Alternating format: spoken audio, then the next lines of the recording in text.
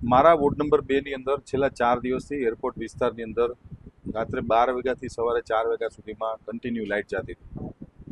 અમે ભારતીય જનતા પાર્ટીના ચૂંટાયેલા કોર્પોરેટર છીએ। અમને અમારી પાર્ટી દ્વારા હંમેશા કાયમ એક વાત અમને કહેવામાં આવતી હોય છે અને અમને એક સંસ્કાર પણ મળ્યા છે કે તમે ચૂંટાયેલા જનપ્રતિનિધિઓ ત્યારે ચૂંટાયેલા લોકોએ કરવાની કામગીરી શું, તો કે રાત્રે 2 વાગે જ્યારે પ્રજાનો ફોન આવે, પ્રજાને પડતી મુશ્કેલીઓમાં ભારતીય જનતા પાર્ટીના કોર્પોરેટરો અમારે હાજર રહેવાનું જોઈએ। જ્યારે આ ઉનાળાનો આકરો તાપ હાલતો હોય અને રાત્રે 12 વાગે પીજીવીસીએલ દ્વારા કાંઈક ને કંઈક ફોલ્ટના બહાને, હશે ફોલ્ટ, હું એવું નથી કહેતો ફોલ્ટ નહીં હોય, પણ રાત્રે જ રિપેરિંગ કરવાનું, રાત્રે 12 થી 4 ની અંદર અડધી પોણી કલાક લાઇટ જાય, 5 મિનિટ આવે ને વળી પાછી પોણી કલાક લાઇટ જાય। કોલ સેન્ટરમાં ફોન કરીએ છીએ તો કોલ સેન્ટરમાં કોઈ ફોન નથી ઉપાડતું।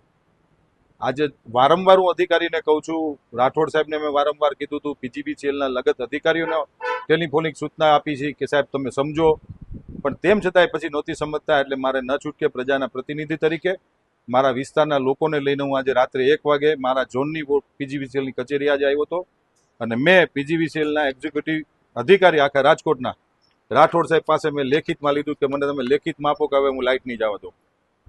એટલા માટે કહીએ છીએ કે ભાઈ આજે માનનીય નરેન્દ્રભાઈ મોદી હોય કે ગુજરાતના માનનીય મુખ્યમંત્રી ભૂપેન્દ્રભાઈ પટેલ સાહેબની અમારી ભારતીય જનતા પાર્ટીની સરકાર હોય, અમે આખું આ ઓટોમાઇઝેશન તરફ અમે જઈ રહ્યા છીએ, ત્યારે આ પીજીવીસીએલના આ પ્રકારના અધિકારીઓ કે જેને કોઈ પણ જાતની ખબર પડતી નથી, એ જે પ્રકારના અમને જવાબ આપતા હતા, હું પીજીવીસીએલનું કોઈ પણ જાતનું મારામાં ટેકનિકલ નોલેજ ન હોવા છતાં પણ હું સમજી શકું છું કે એમના જવાબો ઉદ્ધતાઈ ભર્યા હતા, માટે મારે અહીંયા આવવું પડ્યું છે પ્રજાકીય પ્રશ્નો માટે। લેખિતમાં આપ્યું છે કે હું કાલથી વોર્ડ નંબર 2 માં કોઈ પણ જગ્યાએ મારા મત વિસ્તારની અંદર હું લાઇટ નહીં આપું અને લાઇટ નહીં જવા દઉં। ન છૂટકે મારે આવવું પડ્યું છે, કારણ કે ભારતીય જનતા પાર્ટીને મેં આપને પહેલા કીધું એમ અમારા સંસ્કારિયા છે, અમે પ્રજાની સાથે રહીએ છીએ અને પ્રજા ગમે ત્યારે અમને કહે છે અમે પ્રજાની પડખે રહેવા તૈયાર છીએ।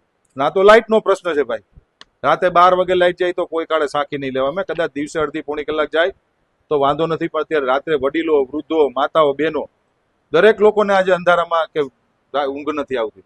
એટલા માટે આજ મારી ભારતીય જનતા પાર્ટીની ટીમને લઈને આજે હું લોકોને લઈને આજે પીજીવીસીએલની કચેરી આવ્યો હતો અને લેખિતમાં મેં બાંયધરી પત્ર લીધો છે। કોઈ કમનસીબી નથી ભાઈ, મેં આપને પહેલા કીધું અમે પ્રજાના પ્રતિનિધિ છીએ, અમારા સંસ્કાર છે, અમને પાર્ટીમાંથી એ જ કહેવામાં આવ્યું છે કે ગમે ત્યારે પ્રજાની પડખે રહેવાનું, સરકાર ભારતીય જનતા પાર્ટીની હોય કે ન હોય, અમે પ્રજાના પ્રતિનિધિ છીએ। અમે લડતા લડતા આ જગ્યા સુધી અમે પહોંચ્યા છે। આજ ભારતીય જનતા પાર્ટી 1980 થી કામ કરી રહી છે, અમે લડતા લડતા આજે કેન્દ્રમાં અને રાજ્યમાં અને મહાનગરોની અંદર અમે સરકાર બનાવી છે, એ પ્રજાના જન આશીર્વાદથી અમે સરકાર બનાવી છે। બિલકુલ મારો સંપર્ક કરજો, હું ગમે ત્યારે પ્રજાની વચ્ચે રહેવા માટે ટેવાયેલો છું। હંમેશા ભારતીય જનતા પાર્ટીનો કોઈ પણ કોર્પોરેટર હોય, કોઈ પણ કાર્યકર્તા હોય, પ્રજાની વચ્ચે હંમેશા રહીએ છે અને રહેવાના છે। હું તો અહીંયા પાછો આવી જ જવાનો, લેખિતમાંથી તો હું સરકારમાં રજૂઆત કરીશ। અધિકારીઓની સહી લીધી છે ભાઈ, આ 5 અધિકારી એની લેખિતમાં સહી આપી છે કે હું હવે પછી વોર્ડ નંબર 2 માં લાઇટ નહીં જાય, કોઈ કાળે હું સાખી નહીં લઉં છું હવે લાઇટ જશે તો।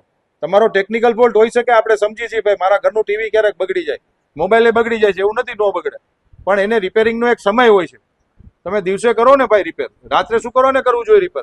મે બી મારા નંબર એની પાસે નહીં હોય એટલે ફોન નહીં રિસીવ કરતા હોય, પણ હું કાલ ચોક્કસ એની સાથે પણ વાત કરવાનો છું।